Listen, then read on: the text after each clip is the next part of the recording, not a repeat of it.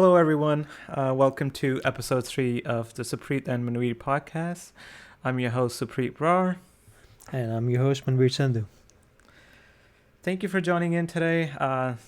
Today's topic is very near and dear to both of our hearts, especially how much it applies to us, I guess. But today we are going to be talking about immigration. I know it's a controversial topic, to say the least. Yeah, especially in this day and age. Yeah, and people have their own, values in terms of how they see it. And I guess I want to start off with an interesting stat. Okay. In 2019, still, only 62% of the Americans believe that immigrants strengthen the country, but other 28% believe that they're still a burden. In 2019, can you believe that? That is crazy. Because, do you have a stat on what is the total number of workers, like percentage-wise, like immigrants, as in from the working force? No, I haven't looked into that. I'm not sure if you have a number, but since both of us came as student visas, he went to Canada, I came here to US. I do have numbers on student visas and student workers, but not on like the total immigration population. Yeah. I don't have the numbers too, but I was just thinking that is a pretty crazy stat that people don't, Yeah. people think it's a burden. Yeah. I think it's a lot to do and with the political views, especially after the 2016 election or just right before that. The climate in the U.S. has changed a lot. Well, I think in Canada, well, I'm not sure about rest of Canada how it is. Maybe it's a little bit different, but in Alberta, I've seen that. But I think the main reason is the industry here has been so bad for the last 80 years almost. So people see people are desperate, and people are making a lot of money, right? Without earning, without getting a degree, you could make hundreds of thousands of dollars each year working in the oil fields, right? And now that's always true.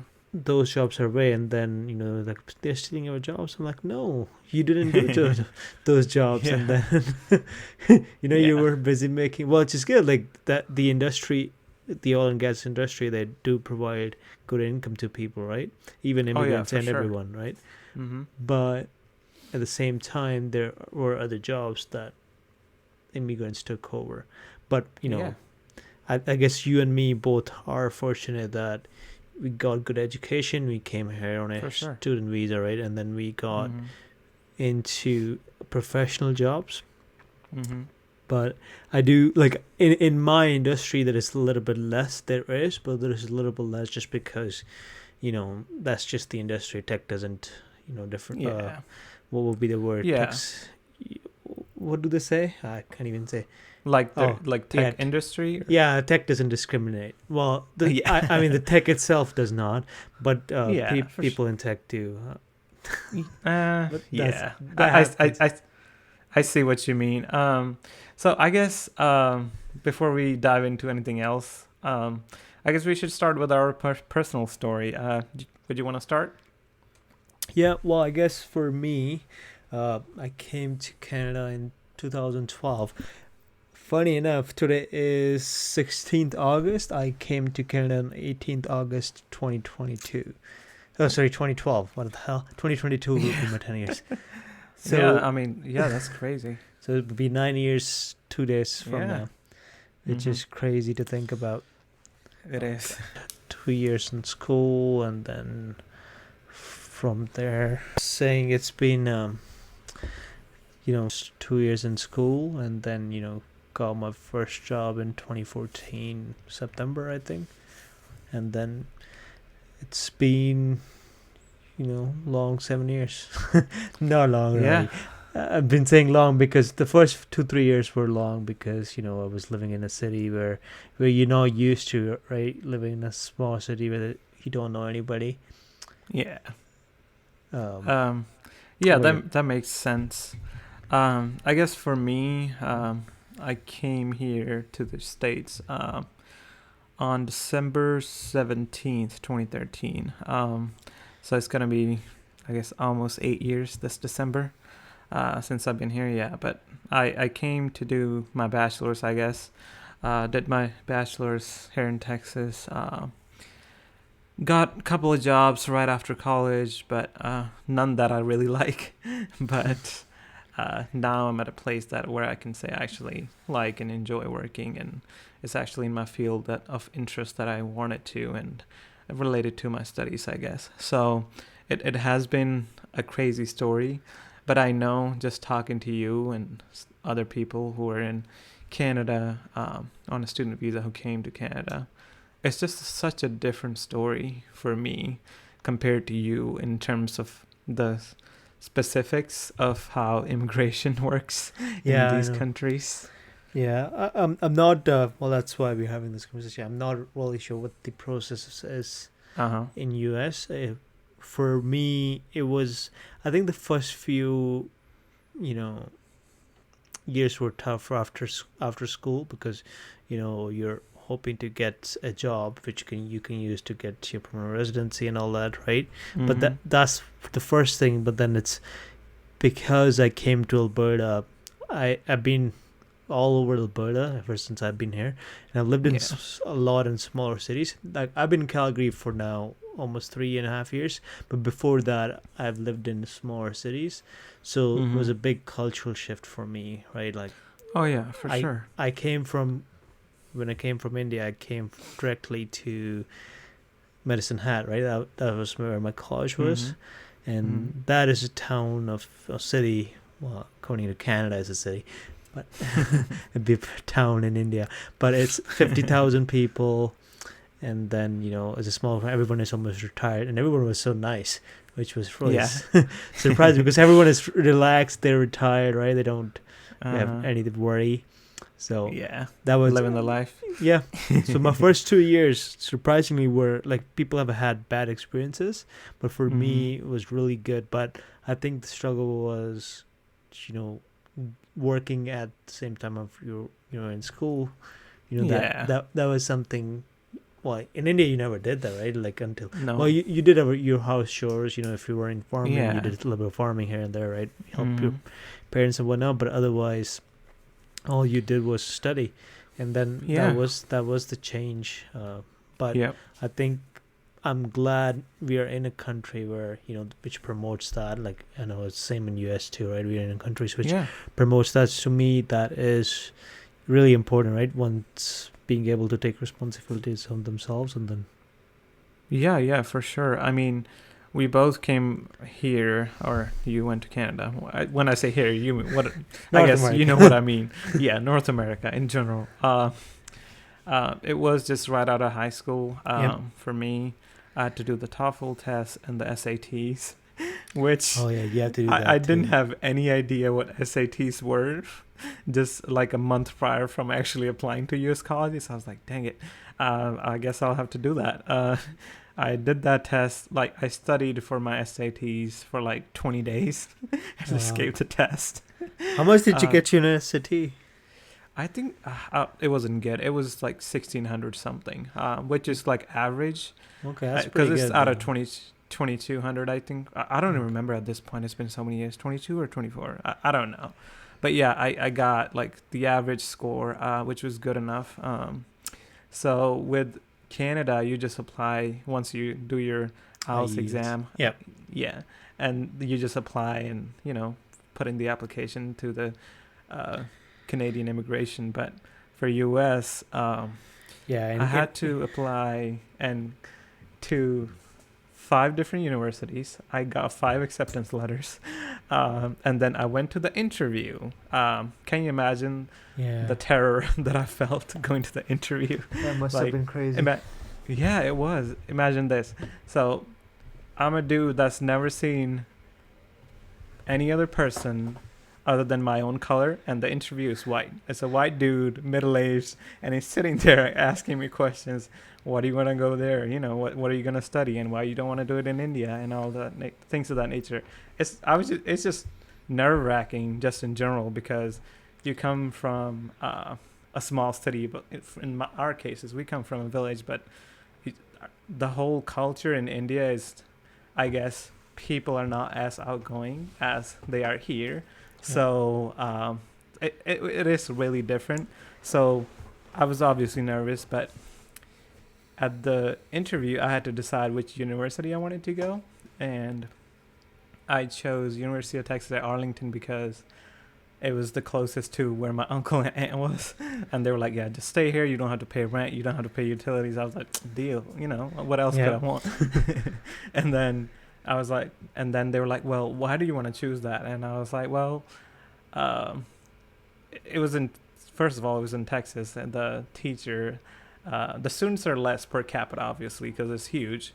And I was like, so I emphasized a couple of those points. And then he told me that my visa was approved and he kept my passport. Like, the disbelief that I had was insane. Like, I was like, are you sure? Like, what's going on? I know. Because the immigration company that I applied through in India, I called them after the interview and I was like, they approved me. And they're like, they what? They approved your visa? Like, that's how much they didn't believe me.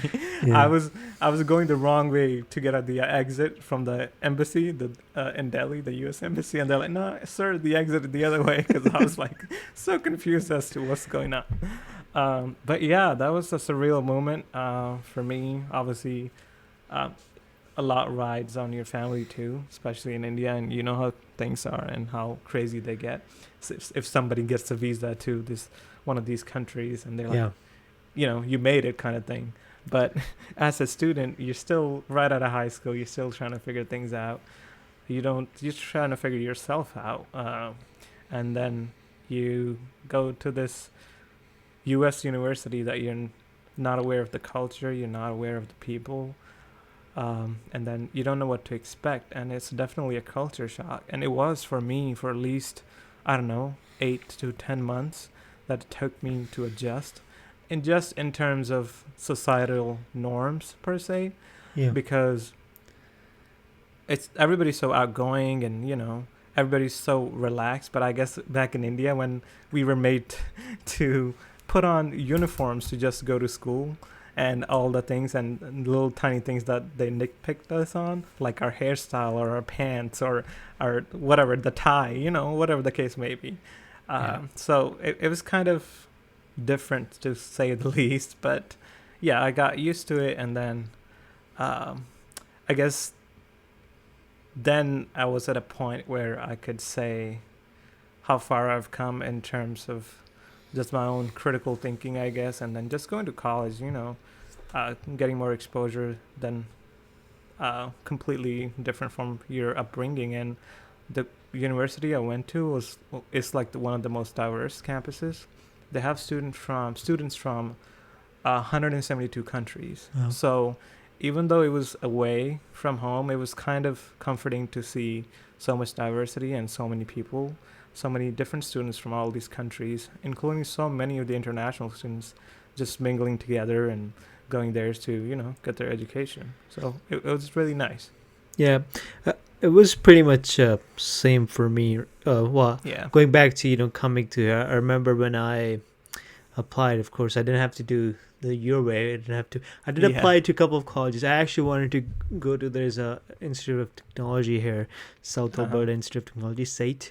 That's where I wanted to study, but I missed the deadline to apply, I believe. Yeah. So those are big things because you're literally another world. I did not have a passport until I graduated from high school, right? Like I did. Yeah, I remember I got my passport the day I got my result, right? Like it reminds me of me. So sorry to cut you off, but when I had to give my SATs, they needed to see my passport, and I didn't have it.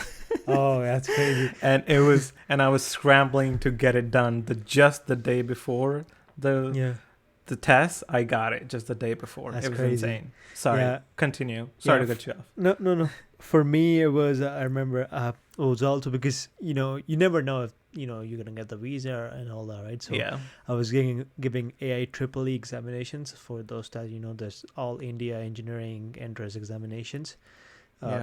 And I gave that exam. I was preparing for that, and at the same time, I was preparing for IELTS, like IELTS, the IELTS exam. And I took some classes for IELTS just to get. We knew English in our school. Everyone spoke English, right? But I think we just had to knew the format, know the format and everything, right? So. And just the listening part of it Yeah. takes time because you're not used to the accent. Yeah. I think I did IDP, so that's the Australian accent, right? So, it's, there's that little bit of a change. But so I remember I got my, I started preparing my documentation. I got my passport, and I talked to this, immigration consultant in Chandigarh. And that's where I did. Yeah. Then I think, from what I remember, I gave my IELTS exam, and around that time, like when I gave the exam, I got my passport, and then I applied for IELTS the same day. I got my passport, and then I gave exam like 2 weeks after, and I got my result 1 week after. So by that time, I had everything prepared, which was on the other end. So I got like 7 bands, which was more than good enough.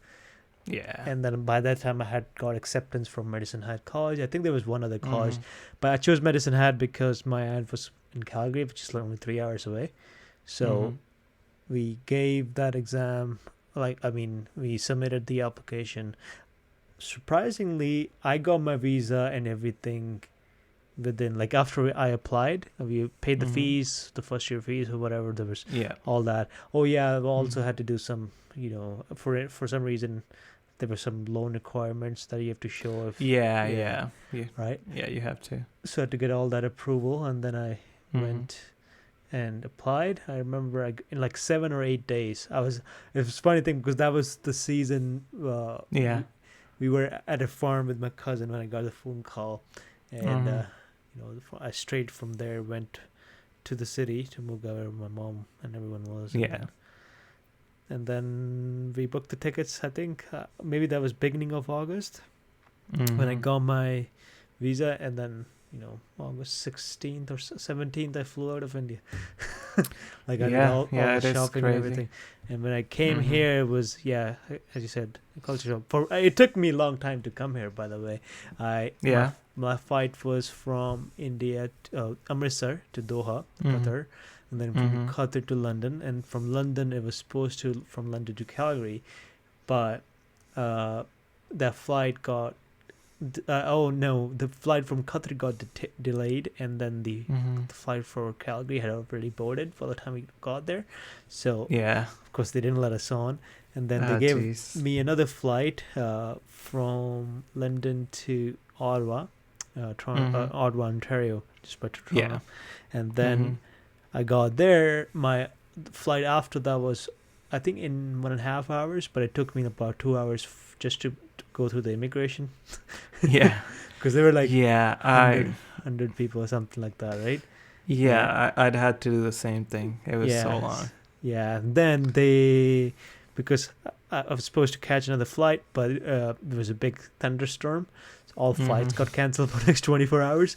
So they gave me a hotel in Ottawa. So oh my god, I stayed there. So it took me that's terrible. I think it took me like 36, more than that actually, because it was 24 hours. God. So then I reached Calgary, and then yours was extra long. Jeez Louise. It usually takes on average like 24 hours. But just flying just with layover.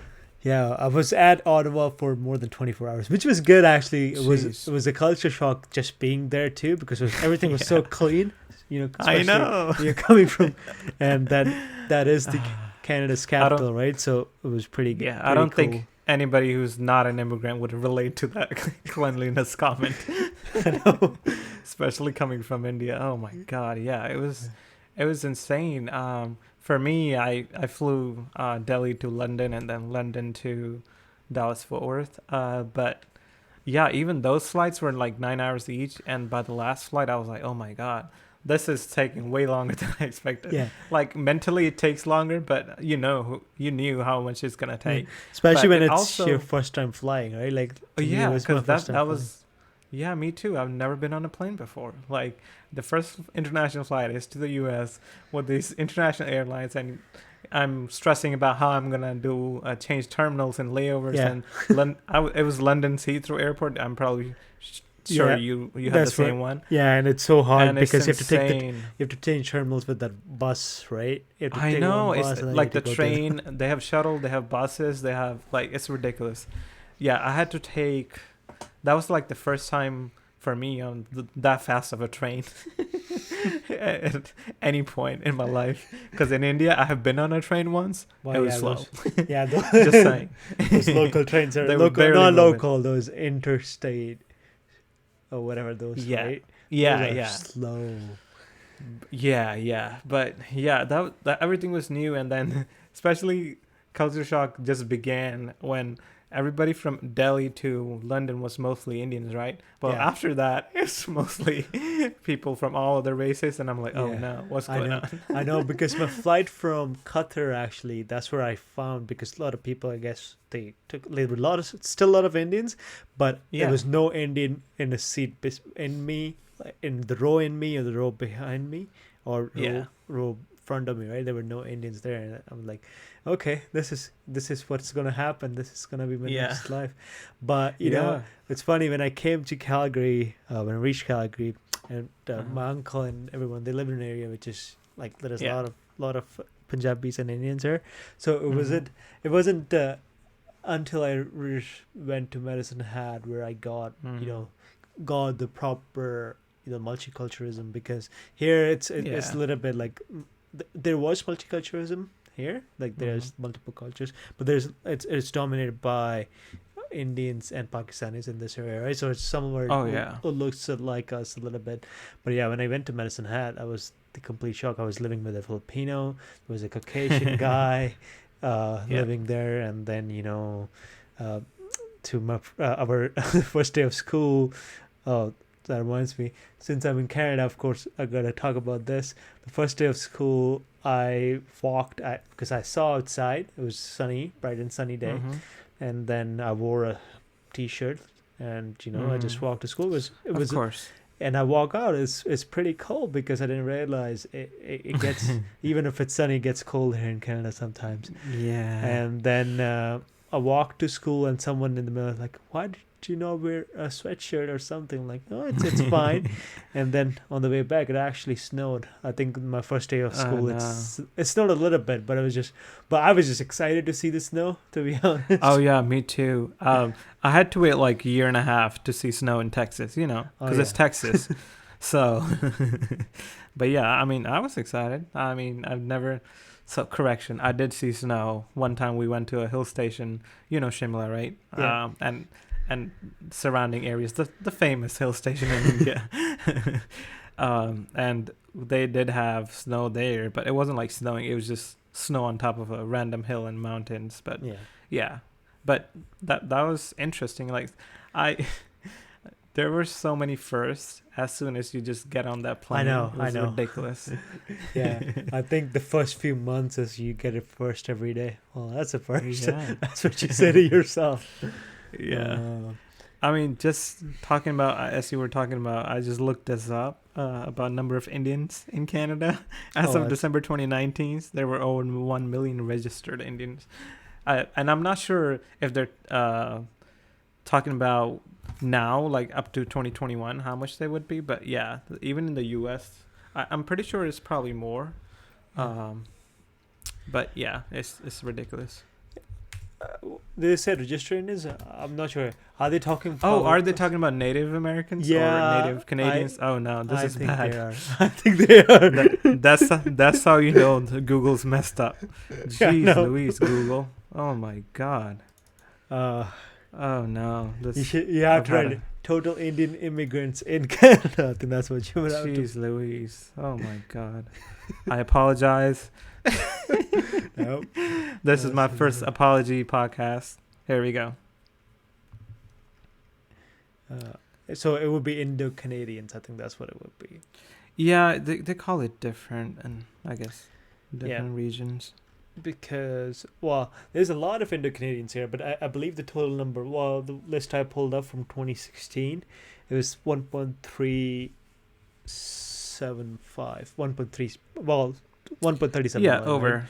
So I think Yeah, right yeah. now So it that might was be. correct. Yeah, it might be a little bit more. Yeah, that was correct. Yeah. So Thank God, Google. We have hope. And well, looking at the numbers, I think the number pretty much goes with the number of people in each province. The only odd one is Quebec, but I understand that because not a lot of people know French, and Quebec is this. You need French to survive in Quebec, according to me. So, but yeah, Ontario first, British Columbia second, and third is Alberta. But I believe population-wise, Quebec is number 3. Maybe I'm wrong. I could be wrong, but yeah. Yeah. I guess for Indian immigrants in U.S., it was saying in 2010's census it was 1.6 million. It's a decade. That's probably double now. Yeah, but that's crazy. The percentage is so low compared to Canada. Canada, 4% of the population, right? Given that it's just 32 million people, out of those, if that's 1.5, 1.4, 1.3, whatever, it's. That's why every time I go to Canada, I say like more Indian people than I've ever seen in U.S. combined. That's your problem. You go to Surrey, BC, right? I know, right? I need to explore other parts of Canada. Yeah, you need to go to Nunavut, and then you will only see 65 Indian people according to Google. Jeez. Well, we shall see, huh? Okay. I guess moving on to just international students in the U.S. I wanted to, I guess, again, I'm here with my numbers. Yeah. There are over more than 1 million international students coming to the U.S. every year. Isn't that ridiculous? That is crazy. How many of them are from India, though? The number one country is China. Second is India. So more than at least a half, if not more, or 1/3, let's say. But yeah, it's mostly Asian countries, for sure, and predominantly China, and then India. India's second. Okay. And they contribute $45 billion to the U.S. economy every year. And that's not including tuition. That's including just retail, dining, and transportation. Isn't that ridiculous? Yeah, that is crazy. Well, I found an interesting stat. So, guess which 3 countries would be top for international students? Just in Canada? 3. Yeah. No, just 3. Through countries around the world. Where people usually come? Yeah. To? Number 1 would be U.S. Yeah. It'll be, I could see number 3 being Canada, maybe Australia and UK. Yeah, that's what it is. It's United States, Australia, and then Canada. But yeah, Australia is intriguing. I didn't expect it to be second. Australia. What's the population for Australia? Don't even know. I don't know. Just look it up. Canada is surprising to me because Canada, given we do accept a lot of international students, we accepted in 2019 642,000, which is crazy, which is almost half of what US accepted, but our population is nothing, right? But I think at the same time we have a big landmass, right? So Canada needs a lot more immigrants, to come here and then help the economy. But I think at the same time, this is the best way to come to Canada, and it's the best for government, right? Because students bring in the money, and if they can assimilate in the culture, if they feel good being here, then they pursue their permanent residency and stuff, right? And work permanent and stuff. Yeah, for sure. And just as a student, as I was saying that in U.S. they contribute $45 billion just living here. Yeah. Imagine I believe living the number having. Sorry. Yeah. Go ahead. Sorry. I believe the number for Canada would be pretty high too. I did check. I can't find it right now, but I believe it was something like in billions. I don't know how many billions, but it was, I think, about around 10 billion, maybe around that, because you know, as an international student, you do pay hefty fee compared to what other people pay. So in US it's 3 times. Yeah, it's so I pay 3 times every semester per course. Yeah. What a local student pays. And in 2020, just because of the restrictions, fewer international students cost $1.8 billion lost to the US alone. Yeah, in 2020. I bet it's the same here, right? Like in Canada, Hmm. which is Yeah, crazy. yeah. But Because I think the it's demand went down last year, right? Because of COVID, and then yeah, but Canada's still doing better relative to US because right after 2016 and the Trump administration, the restrictive laws, uh, Canada and Australia saw 16 and 15% jump in their student that's population, and US saw a decline for the first time in almost 10 years. which is crazy because. Yep. And another thing is, I don't know if you know, a lot of Canadians do go Hmm. to U.S. universities as well. Well, vice versa Yeah, too. for I've sure. seen a lot of Americans here as well. Yeah, I But mean, US is the number one country where students come to study, so it yeah, does make sense that well, everywhere. and I think for us is basically what I have seen is in U.S. it's easy to get into colleges because there's Hmm. a lot of colleges. What I mean is for I Canadian guess yeah, there are a lot of options. for Canadian students, for example, here they're if you're going into optometry, the no Yeah, yeah. orthodontist. Like, is it the orthodontist, the eye doctor? No, it's the Whatever. optometry that you were talking about. No, well, I think there is. Yeah, well, anyways, doctor optometry. If that, the, Yeah, I think that's what it is. yeah, but I think there's another one. Maybe I'm wrong. But anyways, those Okay. there are only a few here in Canada, maybe 3 or 4. Hmm. I don't remember the top of my head right now because I did look into it actually a couple Yeah. of weeks ago. But Hmm. there are way more, in US, and I've seen a lot of my friends who've actually gone to US just because, Hmm.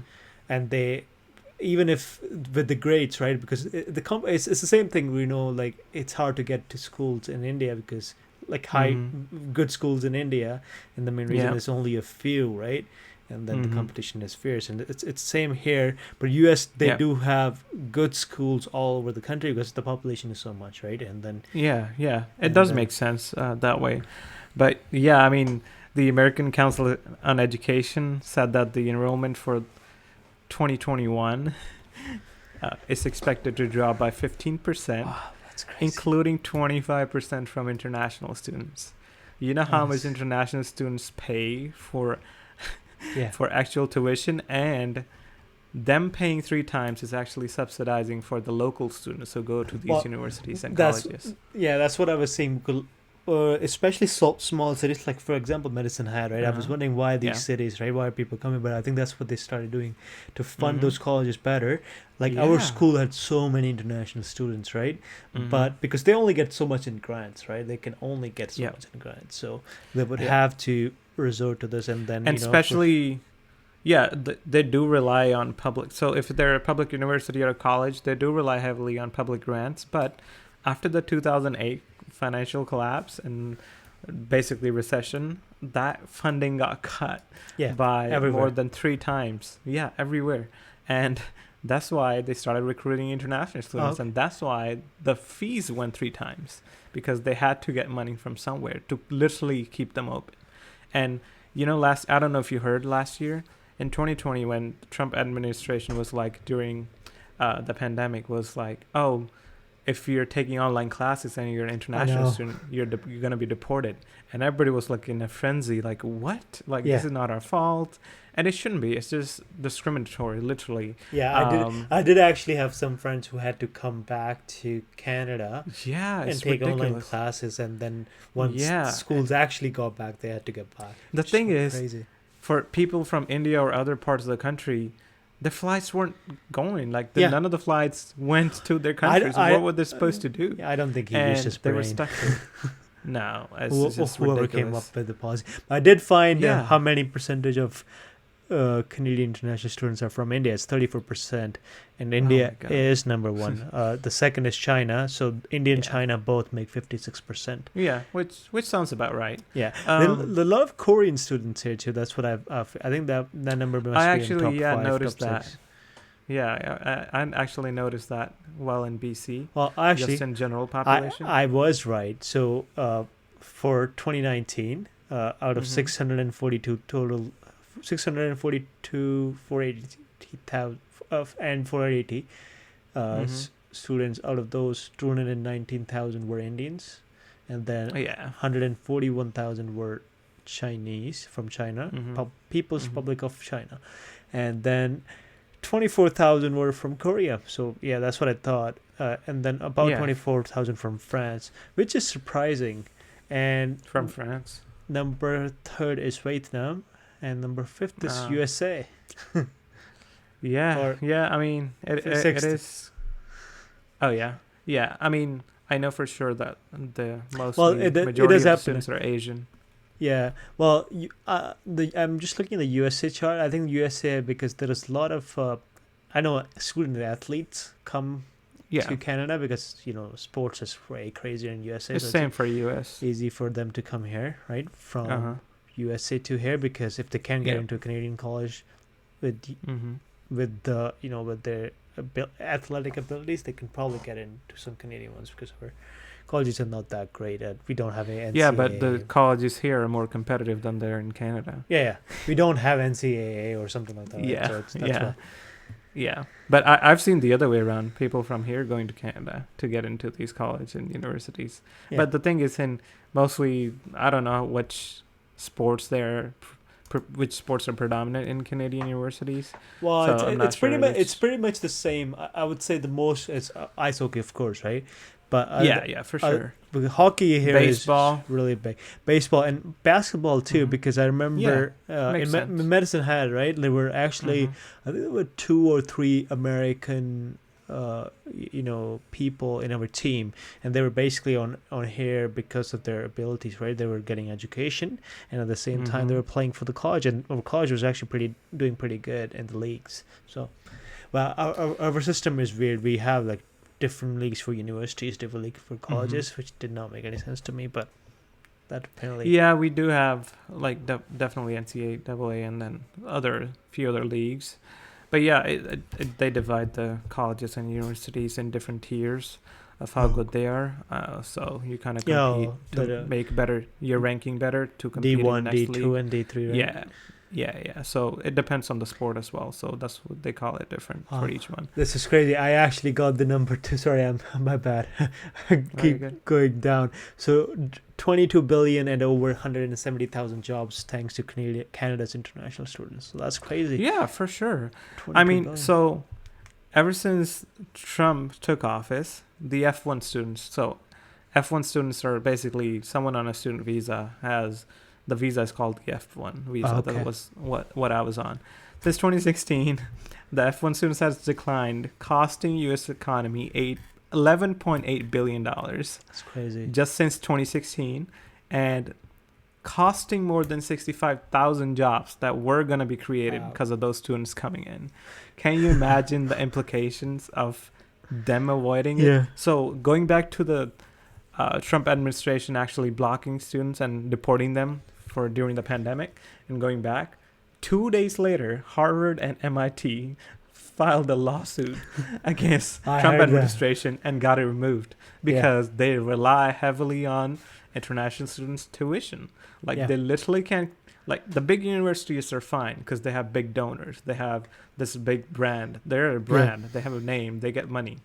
But other universities, so 2,000 universities and colleges came together along with MIT and Harvard in 2 days and filed a lawsuit against Trump administration, which literally they had to rescind that legislation, or it was like executive order. It wasn't passed through Congress, definitely. So that's the power. They know if we don't get grant from the government and if we don't get international students, we can't keep our doors open. They can't pay for their bills. And on the jobs front, right, I can see there was an international student department, right, and there were at least 15 people employed there, and I know all that was possible because of international student, and that's a small college, right? So I totally get what you mean. Yeah. And then just going back to the 2016, the decline costing U.S. economy $11.8 billion. And this literally comes at a point where international students are at an all-time high. Students going to other countries is at an all-time high from around the world. But the U.S. is seeing a decline just because of the extra restrictive policies of the U.S. government. I don't understand it, but I think that was his voting based, right? Like Yeah, yeah. in Canada they're doing the opposite. So I think Mm-hmm. the federal government decided that COVID has hit us bad. We need more people to work it. Well, our population is really low, right? So I think they decided they're going to accept in next like people who are already here and worked for the economy, Mm-hmm. and all those people, even students and everything, right? So I think it's about 400,000 in next 3 to 4 years. That's how Yeah. many people they're gonna give immigration like permanent residency to, which is a crazy big number, but it makes Yeah, sense, just right? Because to mm-hmm. me, like if you're here already, right, whether you're on a temporary visa, like a temporary work Mm-hmm. visa, which a Mm-hmm. lot of nannies and everyone like that come on, and Yeah. then like fast food workers and all that, Yeah, or for you're sure. here as a So student, right? Like it makes sense that they get some yeah, priority. for sure. And I know different countries right after students complete their bachelor's or their 2 year program or their master's or whatever they came here to do. Right after, US has one of the most strictest policies in terms of staying and working here. So first of Oh, all, okay.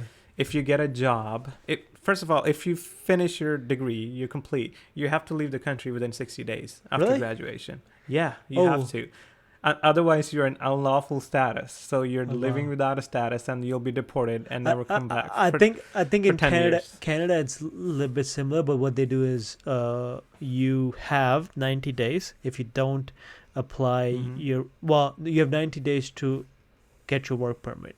If you don't, if you Yeah, I applied was your work gonna. permit right away, if you Yeah. can, usually it takes a month, but even if it takes 90 days, but as long as you have applied, you're good to stay. You're not Mm-hmm. unlawful. Yeah, yeah. So But I how was does gonna that get to work? that point. Yeah. So for here, so once you're done your graduation or once you graduate from your course of study, you can apply for something called OPT, called optional practical training. So that means you can stay there and work depending on your major from 12 months to 36 months, so a year to 3 years. If you're a business major, you can only work a year. Uh, If you're in STEM, which is science, technology, engineering, and mathematics major, you can work and stay there for 3 years. But that's only if an employer sponsors you and gives that's you that crazy. optional practical training. Um, and it has to be related to whatever you graduated in. So it doesn't mean if you graduated doing accounting, you can't get a job as a store manager at Walmart and get the, you know, work visa to stay. No. And I was reading on it. I knew this already, but it just confirmed that my belief that right after 9/11, Yeah. they really tightened the security Okay. just because a couple of the people involved in it they found out that they were student visa holders who overstayed their visa. So now, Okay. ever since then, they have been so strict on pressuring colleges and universities to give information about people, international students on student visas, staying in the U.S. and what the status is, literally Okay. each semester, like how many courses they're taking, which courses they're taking, when is their visa expiring, and when they're gonna get out. Yeah, I think Canada have made it a little bit stricter now because they are Uh-huh. kind of they like before you were able to just drop your school for like Mm-hmm. you can just do one semester a year, but now you can't. You have to be in school, otherwise you would never get your permanent residence, or you would never get your visa actually if Uh-huh. you do it that way. But yeah, that Yeah. is crazy that you Yeah, it can't. is, and just because of that, a lot of students have been deterred, literally turned off at the idea of going to study in the U.S. and they they make bank from international students. Like, why It's wouldn't you crazy. let them? Well, I think And I isn't it same? Sorry, Kachif. Isn't it Mhm. same in Australia? I think it's a little bit similar, right? Like you have to go into the So similar field. Australia lets you do it for 18 months, Okay. and that's what they recently changed it to, because I think it was usually just a year, maybe less Okay. than that. Yeah, They I've heard changed it stories. after Trump Oh, God. administrations messing things up for the United States F1 visa. Right after that, even UK extended their visa, like work visa after studies, to 24 months. That's crazy. It was only 4 months Yeah, before this. in Canada, it depends on what's your course is. I think the maximum is 3 years. the maximum visa you get is 3 years. But Yep. if you do a 2 year diploma like I did, you get a 3 years visa. But Uh-huh. if you get like Yeah. if you do 1 year diploma, 1 year certificate, you get 1 year Mm-hmm. visa, like work permit. Yep. For sure. And I was reading these stats from U.S. Chamber of Commerce that said 25% of the startups worth $1 billion in the U.S. were founders who were international students. That's crazy. 25% of startups that were worth 1 billion. A startup worth $1 billion. Can you imagine? 25% of them were international students in the U.S. Well, And it does make sense though, right? Because yeah, it does. when you think about it, those are people who came from other countries, right? Yeah. They assimilated with the culture. They were able to push through all the because that's one of the toughest thing to do, right? When you, especially Oh when yeah, you're for sure. like people who are alone, right? Like who don't have anyone around, have to Yeah. do everything themselves, and then for them, if most people, like especially to get to some universities and colleges in Canada and USA, it's really hard. But if you're able to get there, you're probably the top bunch. Of course, you'll Yeah, do yeah, stuff for like sure. this. And also just if you come in as a student, you acquire the skill when you graduate. You're most likely to spend money just living as other US citizens are living, spending money on things like entertainment or your utilities or whatever the case may be. You're going to spend money just studying there. And of course, you're going to contribute more to the economy once you want to stay here forever or for long period of time. So it just makes sense. And it eradicates the whole thing of, we shouldn't have skilled workers. They are skilled workers. Like they graduated equal to your U.S. peers or Canadian peers. Here's the thing, and they're right? gonna do equally well, if not more. 100% of those are gonna be educated and skilled, right? Yeah, 100%. And that's the thing that doesn't make sense to me in terms of U.S. restricting these. I think that is one thing. I think what happens is, it's masses that control these laws to a certain extent because they cater the voting, right? But I think the voting base. Yeah, the voting base don't understand the process, right? I've had this conversation with someone. Oh yeah, when for sure. I was living in Lloyd, right? I had to explain it to them how hard it is just to it took me 5 years to get my permanent residency, right? But and I was it took me 7. Yeah, which is crazy, right? And then I had to explain to them how long is the whole process, the fees you pay, and he's like, okay. Then he understood it. He was pretty far left with most of his stuff, but that's how it is. Yeah, I mean, unless you know someone who's an immigrant, if it's a immigrant friend or immigrant family or immigrant partner, there's no way. I don't mean as a disrespect to anyone, but there's no way you can begin to imagine the things you have to go through. Yeah. I think people who are born here, they don't understand, which is not their fault. But I'm just saying, because unless you go through the experience of someone actually trying to get there, so just to get to the U.S., just on a student visa, the things and the time that I had to give to this process just to be here. And I think people just think like, oh, they just come here and they just bring their families along and then they do this and then leech off of the government. No, what are you talking about? Like, that's not the reality. Well, that's just a narrative that people have been fed. I think it's the easy way out, right? Like that's what they're just coming here and listing their jobs, because most people who would say that, like who know themselves working and would say that, it's just because they are not motivated themselves, right? They don't want to do this stuff. And I actually wanted to talk about these. There's so many immigration myths that are floating around, especially around undocumented immigrants, which is a huge issue in the U.S. It's not as big here, but it is an issue here as well, but it's not as big. Yeah, not as big, because the Canadians government definitely accepts way more refugees and are way more understanding that way, I guess. But the first myth that I hear a lot is, First of all, they use the term illegal. I'm like, they're human being. No human being is illegal. Yep. First of all. Second of all, they're like, oh, they increase the crime rate. Statistically, that's why I pulled these. Yep. 11 million undocumented immigrants in 2016. This is by the latest I could find on undocumented immigrants. I know there are a lot more. There's probably double now. But FBI states that over the 20 years, the crime rate has dropped to almost half ever since the undocumented people have started coming through, which is way before than more than 20 years. And then, to me, I found it funny. Sorry, just on this, right? If someone is living undocumented, right, they are fear of government, right? Because they don't want to be caught. If you get caught, you're deported back. Yeah, like that. That's what people don't understand. It just like, doesn't use click. your brain. Jeez Louise.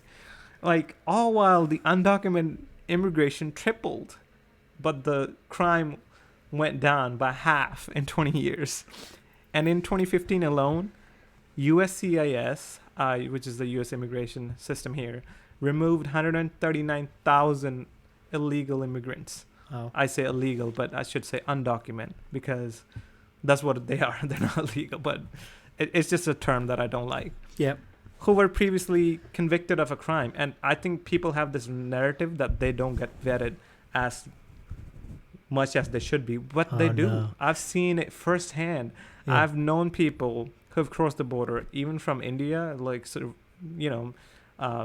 getting out of the situation, let it be religious, let it be they can't live there anymore, the dangers to their life.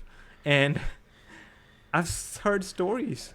Yeah. Like, the amount of vetting they do, they hold you in a detention center until you're clear that you're not a harm to the society in general in the U.S. And they go back to your country. They reach out to immigration officers in their, like, U.S. officials in that country, because every country almost has a U.S. embassy in their country. So they go through the process. They go through police clearance, all the claims that they've been, or accusations, or any police record that they might have. Yeah. This is not that you just walk in and they'll just welcome you. No, it's not. It's not a vacation for them. I know. It's literally life and death. Yeah. That's what they're escaping from. And I don't think people understand that part of it. Yeah. And I want to go, I know I'm taking a long time here, but I want to also discuss the taking jobs from Americans. First of all, most of the immigrants, undocumented, I'm talking about undocumented immigrants who come through. I pulled the statistics and it says 8.1 million are working or are looking for work. And the work that they get is usually construction, it's usually cleaning, or usually farming, because 47% of the undocumented immigrants don't have even a high school diploma. Yeah. And they can't apply for other jobs. What jobs are they taking? I know. Like, what are you talking about? Especially in US, right, where I think your minimum wage is $7 or $7.25, whatever. $7.25, right? Yeah. Federal wage. Yeah. It's double here. But yeah. anyways, but like, no one is gonna work at a farm at that rate. Like, no American, right? No American bottom. No, and they are ready to accept lower wages because they don't know they don't have the skills. Yeah, they don't have the options too, right? Because it's not like they could just walk in McDonald's and get a job, because they don't have a social security number. Yeah, they can't get cleared, and they can't get a social security number. And that is one of the reasons, right? You're able to produce cheap labor, and then that leads to cheap fruits and cheap vegetables from the farms. And it's actually quite the opposite. These people are getting ripped off. I know. Like, that's against the law. I know it's against the law to unlawfully get over this side of the border. Yeah. But they're literally fleeing death, war, and crimes, or the immediate danger to their life or their families. And I don't think people understand. And just the undocumented immigrants make more than 5% of the total labor force in the U.S., which is ridiculous to me. Yeah. And then, as I said, 47% of them don't have a high school education, so they can't just, walk in and get a job at Walmart. And meanwhile, only 8% of the native-born Americans are the ones that don't have a high school diploma. So Yeah. see the comparison there. Like I there's, know. it's not even close. And I think people just like to hate on it just because they think, oh, they're taking our jobs. Yeah. Their crime rate is going up, but it's not. If you look at the statistics, it's not. It's actually the opposite, to be honest. And obviously, they're gonna be bad fruit in, you know, every What? bunch of people. Yeah, that Yeah, and happens. it's just it's life. It's humans. You know, we're gonna have some people that do mess things up for other people or that do commit crime, but it's not like they're not being deported. The USCIS and especially ICE and the Trump administration has been literally ripping families apart, and some of them were born here. Like, Yeah. what are they supposed to do? You know, Which so is the craziest it's just thing. ridiculous. And another thing that I hear from them or people is, oh, the undocumented immigrants aren't paying any taxes. First of all, they pay tax when they buy a candy. They pay tax when they buy gas from the gas station. Yeah. You know, they buy groceries. They pay sales tax. They pay property tax, and also they pay income tax. Even though they not have social security number, there's something called ITIN number, which is basically individual tax identification number from the IRS that IRS Okay. issues for someone who doesn't have a social security number. They do funnel their money that way, and that equates to $11 billion every year. That's crazy. 11 billion. And then people have the audacity to say, oh, they don't pay any taxes. They're paying more than you. They're Yeah. paying more than you who are trying to avoid tax and have a legalized way of avoiding these taxes. Yeah. I mean, Yeah, if they are legalized, they're going to pay $2 billion more each year from Yeah. 11 to 13. And this statistics that I'm pulling is actually from 2016. So in 2021, it's a lot higher than that. Yeah. There's no way because there's undocumented immigrants have skyrocketed. So it just pisses me off, I guess. That's why I'm so passionate about it. It's No. like unless you're in somebody else's shoes, and unless you know someone who's an immigrant, let alone a legal one or someone undocumented without their papers. Yeah. It's until it happens to you, you don't understand the actual stress and their life, that the things that they have to go through. Everything that you don't even think about, or you don't even have to think about, just stepping out their house is terrifying. Yeah. I know. I think that's the worst thing people do is, they assume stuff rather than putting for them sure. in someone else's shoes, right? Yeah. Which is really hard to do. Yeah, I mean, I can't believe that number of 28% still see them as a burden. Like, still legal or illegal, see them as a burden on the country. No, they're not. They're No. contributing way more than some of the people that are actual citizens. Here's the thing, like people who, especially, people who have been, going away from situations where it's bad, like, for example, right? Our countries where we come from, India or Punjab, for example, there was no future there eventually, right? Like that's what we see. That's one of the main reasons we kind of got out of India. And, to me, people don't understand that for us, this is our chosen land, right? And we are gonna, we're not gonna mess it up. We're not gonna, No. like we're gonna make sure we do our best job to be as idle citizens as we can be, right? And as a good citizen, because you want to blend in. Yeah. There's nothing more that you want to do as a foreigner or as an immigrant just to blend in than to just blend in the society. Like you try so hard, and it's coming from a personal perspective. Just coming here on a legal student visa that now I'm a green card holder for, but it's just you try so hard to be part of the society, and you don't want to stand out in terms of doing anything illegal, which is deterrent to your actual visa status, and which could affect and send you back home and get you deported. And it's just, when I say home, like I've been here for almost 8 years now. Like I think about the life in India, and I'm like, how did I live almost like 20 years of my life there, and now everything is like upside down, and I can't even imagine going back. But imagine the people who have been sent back. Imagine the people who have been deported, who were born here. Like, yeah, and it's gonna be ridiculous. That's the thing. Like, can you imagine? Like some friends who are born here, and they get asked to go live in India, where they don't know anyone, or if they do, it's just like the distant relative. They don't have any property. They don't have anything. Yeah. It's just crazy, and especially it's really hard to make out there. I'm not saying it's easy to make in here, but it is, because Canada, USA, and all these countries, they do provide a good opportunity, whereas those countries there's no opportunities, right?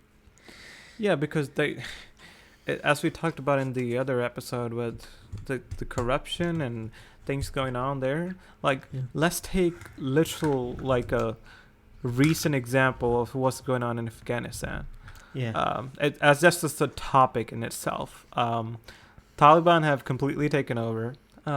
The president of Afghanistan had fled out of the country, and the people are literally left to fend for themselves. Like, there are people hanging from the U.S.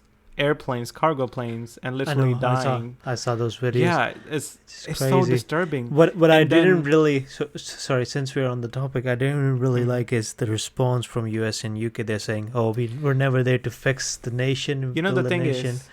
It goes both ways, because we were there for 20 years. Trump administration decided we're going to pull out troops on May 1st, 2021. Yeah. When Biden administration took over, they had no choice but to abide by that. Yeah. They had a choice. They could have said, oh, no, we're going to stay. But that was risking retaliation from Taliban, which they had subdued for so long. They have been trying to not have a confrontation in that way and have bloodshed, which has been going on for decades now. Yeah. And now when they're pulling out, to me, the main point is the Afghan soldiers or the Afghan army. They just left, right? Yeah, they left. They didn't want to fight. Yeah. We spent $1 trillion. The U.S. spent $1 trillion in 2 decades. They didn't want to fight. Yeah. They left. To me, all that money that U.S. spend, all that, arms and ammunition, all that is with Taliban now, and they're going to be more powerful than ever. Right? They are more powerful than ever, because they think, we fought the U.S. for 20 years and we won. Yeah, basically. Who has ever done that? And which country has ever won over the U.S. fighting after 20 years? And not just U.S., Canada, UK, Australia. NATO, NATO. All the countries. Yeah. And U.S. was the biggest donor. We literally paid for their salaries for those officials. They literally up and left. What are you supposed to do? I understand both ways. I know the people in Afghanistan are left begging, please take us out of here because we're going to die. Especially the people. I wanted to come to the point that people who helped US, UK, and Canada, they're going to be held as refugees in these countries. I really hope all of them get out, especially by U.S. forces. I think Canada did say that they're going to accept, I think, 22,000 or something. 20,000, Afghanistan residents as refugees, which is great, because they should be. There are translators that help the U.S. and NATO forces, and then there are people who worked at U.S. embassies. There are cleaners who worked at U.S. embassies. What do you think Taliban's going to go do with them? Yeah. And then people like that flee their country, literally trying to save their life and their family's life, and they come to U.S., and then you get this propaganda of, undocumented immigrants are this, undocumented immigrants are that. Like, what are they supposed to do? They're not here for a vacation. They want to come here for a better life and work. Every immigrant you ask want to work.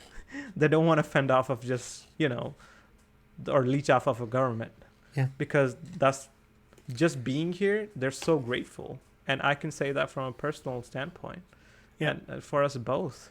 No, I met a few people who have gone through all the refugee process, right? All that process.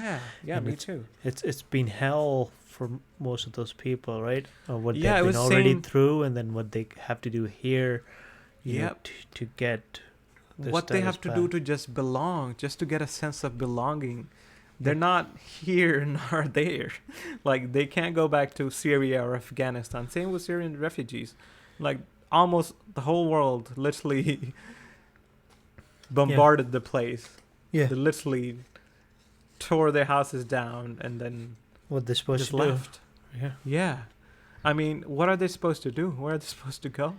That's what, like, put yourself in those people's shoes, and especially in Afghanistan now, what's going on. Like, wouldn't you do anything and everything in your power to save your family, Yeah. to provide for your family? Like, that's what they're doing. Yeah. And it's just the narrative that it's just more political than it is on a human level, and Yeah. which is the worst thing that you can do, and this is the cause of the major difference here. No, I agree. Yeah, I mean,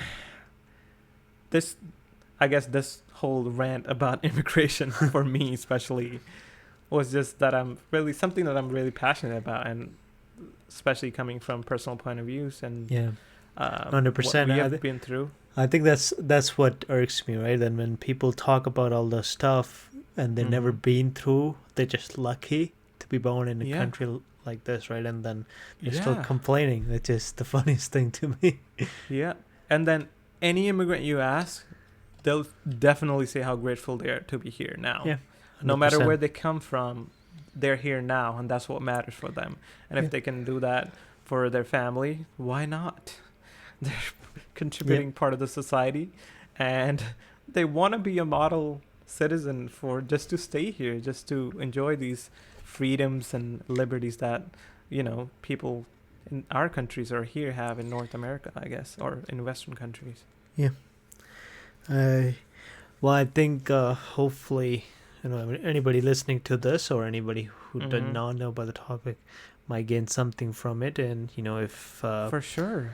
I think it's good to have the conversation. I think that's what does Mhm. not happen. I've had experiences in the back where I thought I should have talked to people, people who had a Mhm. different perspective because they Yeah. never saw the other picture. So No. I do feel like I should have talked, but I've Uh-huh. started doing that now. Like if I do see Yeah, someone for who doesn't sure. understand, I think it's mostly people don't understand other people's perspective because they've never seen Yeah. that, right? And again, I hate repeating myself, but if it hasn't happened to you in your personal life or somebody that you know in your personal life, I don't expect you to understand. But maybe through Talk mediums about it. like this, like podcasts, like YouTube, or whatever you're listening it from, like, this is why one of the reasons we wanted to do this podcast, because there's so many of us, when I say us, people from our school, probably listening to this, but also who are also, here in Canada or US or Australia or New Zealand or anywhere in the Europe, from just our class. And I think it's important to talk about these things and Yeah. things that actually matter. No, I agree. Yeah, and I really hope you guys enjoyed our conversation today. And we hope to see you soon on the next episode as well. Be sure to subscribe. Be sure to just leave us a review and let us know what you think about our podcast, our episodes, and point of views. And if you have your comments, please feel free to leave them in the comment section, the review section, wherever you're listening. So without any further ado, I guess that's it for this episode. We'll see you in the next one. Right.